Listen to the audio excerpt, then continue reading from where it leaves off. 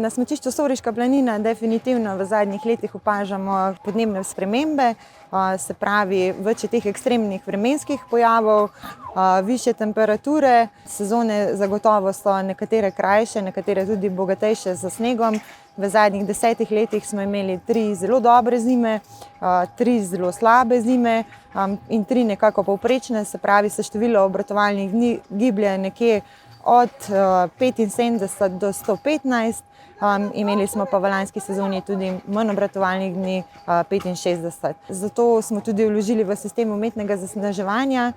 Je pa rešitev za obratovanje našega centra zagotovo to preoblikovanje v celoletni gorski center, se pravi razpršitev dejavnosti na celo leto, da omogočamo našim obiskovalcem različne športne dejavnosti v naravi, kot so kolesarjenje, pohodništvo, panoramske vožnje. Vključujemo pa tudi tradicionalne dejavnosti in kulturne znamenitosti v naše turistične produkte. Sneg ni več garancija, zimske razmere so pa tudi vedno bolj nepredvidljive, kar je primer tudi v Bohinju, kjer so smučišča na nižje in srednje visokih nadmorskih višinah. Zato je obisk v zimskem času tudi drastično padel v zadnjih 10 letih. Od 35% je trenutno celoletnega turizma, sedaj samo 18% v zimskem času.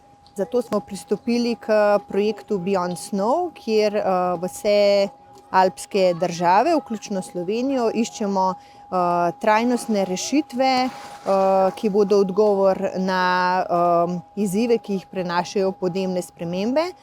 Naše rešitve, ukrepi ne bodo temeljili na umetnem zasneževanju, ampak na rešitvah, ki ne bodo še dodatno obremenjevali narave, dodatno trošili tudi vire energije in vodo.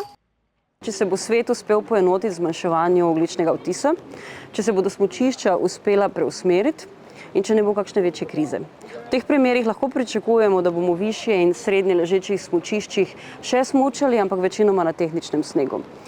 V nižje ležečih smučiščih bo pa treba iskati druga doživetja. Zato je preusmerjanje zimskega turizma v celoletno ponudbo zelo smiselno, vendar je treba pri tem opozoriti, da bomo s tem dosegli še večji pritisk na že tako obremenjena gorska območja, ki so še posebej ranljiva. Zato so nujni ukrepi preusmerjanja turističnih tokov in varovanja okolja na teh področjih.